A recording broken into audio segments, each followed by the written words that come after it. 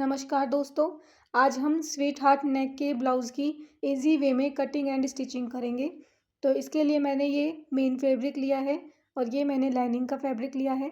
सबसे पहले हम लाइनिंग के फैब्रिक को खोल लेंगे और इसे फोल्ड करेंगे कुछ इस तरीके से।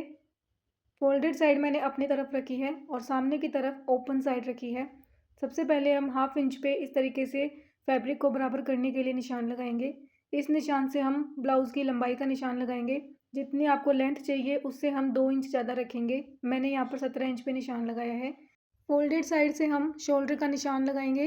मैं 5 इंच पे निशान लगाऊंगी और 5.5 इंच आर्म होल की लंबाई का निशान लगाएंगे। इसी निशान पे हम अपने चेस्ट का 4th पार्ट प्लस 2 इंच का मार्जिन लगाएंगे और इसे हम स्केल की हेल्प से आगे तक ले जाएंगे। यहाँ पर हम अपनी कमर का 4th पार्ट लगाएंगे प्लस में 2 इंच का मार्जिन और 1 इंच हम टक्स के लिए रखेंगे और अब दोनों निशानों को आपस में मिलाते हुए सीधी लाइन को ड्रॉ कर लेंगे। इसके बाद हम आर्म होल की गोलाई देंगे। सारी मार्किंग हो गई है तो अब हम ब्लाउज़ की कटिंग कर लेते हैं। इस कटिंग में मैंने फ्रंट और बैक दोनों पार्ट्स की कटिंग कर ली है। अब हम मेन फैब्रिक पर भी फ्रंट और बैक पार्ट्स की कटिंग करेंगे। तो इसके लिए एक पार्ट को हम उठा के इस तरीके से मेन फैब्रिक पे रखेंगे और चारों तरफ से निशान लगा लेंगे और इसकी कटिंग कर लेंगे। सेम प्रोसेस को हम रिपीट करेंगे और फ्रंट और बैक दोनों पार्ट्स को कट करके निकाल लेंगे। इसके बाद हम नेक की कटिंग करेंगे। इसके लिए मैंने पेस्टिंग पेपर लिया है जिसकी चौड़ाई 7 इंच और लंबाई 9 इंच है। सबसे पहले हम इसे लंबाई में डबल फोल्ड करेंगे और हम नेक की विड्थ 3.5 इंच पे निशान लगाएंगे। नेक की लंबाई के लिए 6 इंच पे निशान लगाएंगे। दोनों निशानों को स्केल की हेल्प से आपस में मिला लेंगे।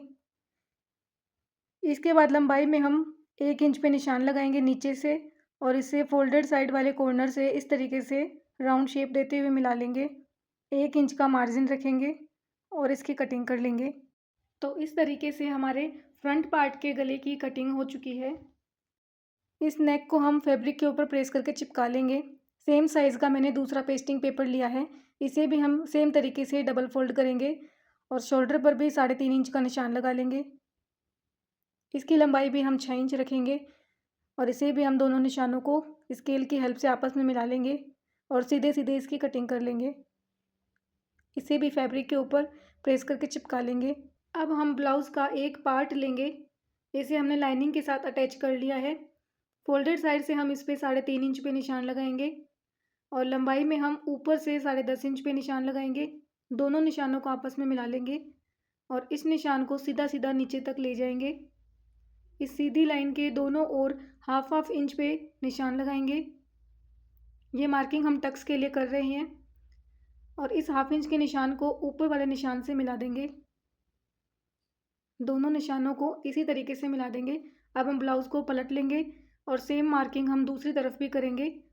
इसके बाद सेंटर वाली लाइन पर हम इस तरीके से फैब्रिक को फोल्ड करेंगे और जो हमने 1/2 इंच का निशान लगाया है इस पे हम सिलाई लगा लेंगे। दोनों टक्स को इसी तरीके से बना लेंगे और सेम प्रोसेस को हम दूसरे पार्ट पर भी रिपीट करेंगे। सेकंड पार्ट पर भी हम सेम तरीके से टक्स बना लेंगे। इसके बाद ब्लाउज़ की सेंटर लाइन पर हम गले के सेंटर को रखेंगे।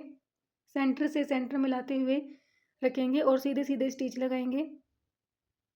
यहाँ तक हम सिलाई को रोक देंगे। पेस्टिंग पेपर पे सिलाई नहीं लगाएंगे। इसके बाद हम गले के चारों तरफ सिलाई लगाना शुरू करेंगे।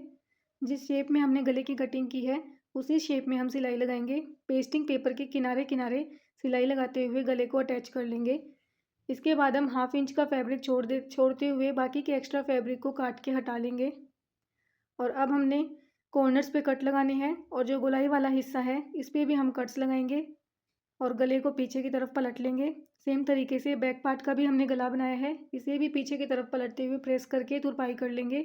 इसके बाद फ्रंट और बैक दोनों पार्ट्स को एक दूसरे के ऊपर रखते हुए शोल्डर पे स्टिच लगा लेंगे और अब हम दोनों साइड से फिटिंग का निशान लगा लेंगे। एक साइड पे हम सिलाई लगा लेंगे और दूसरी साइड पे हम जिप लगाएंगे। तो यहाँ पे हमने एक साइड पे सिलाई लगा ली है और दूसरी साइड पे हम जिप लगाएंगे। जिप मैं 6 इंच की लगाऊंगी तो ऊपर की तरफ से हम बाकी के फैब्रिक पर सिलाई लगा लेंगे। ये देखिए ऊपर से हमने सिलाई लगा ली है और बाकी के हम जिप अटैच करेंगे। तो जितना हमारा एक्स्ट्रा फैब्रिक है उसे हम फोल्ड करेंगे और जिप को इस तरीके से टर्न करेंगे। ये देखिए इस तरीके से और इस पे हम सिलाई लगा लेंगे और जिप को एक साइड से जॉइंट करेंगे। एक साइड से जिप को जॉइंट करने के बाद अब हम दूसरी साइड से भी जिप को सीधे सीधे पकड़ेंगे और अंदर की तरफ ऐसे टर्न करेंगे और दूसरी साइड में भी फैब्रिक को फोल्ड करते हुए सिलाई लगा लेंगे। इसके बाद हम अपने टॉप की लेंथ को मार्क करेंगे। जितनी लेंथ आपको रखनी है उतनी आप रखिए। बाकी के एक्स्ट्रा फैब्रिक पर इस तरीके से निशान लगा लेंगे।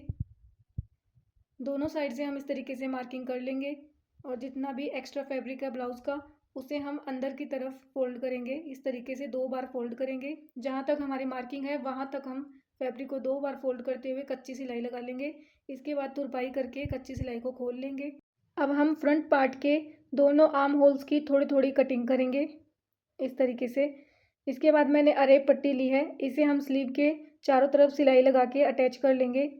एक्स्ट्रा पट्टी को हम काट के हटा देंगे और दोनों कॉर्नर्स पर भी हम सिलाई लगा के जॉइंट कर लेंगे इस तरीके से। इसके बाद हम सिलाई को बचाते हुए चारों तरफ छोटे छोटे कट्स लगा लेंगे। कट्स लगाने के बाद एक्स्ट्रा पट्टी को अंदर की तरफ पलट लेंगे, 2 बार फोल्ड करेंगे और सिलाई लगा लेंगे।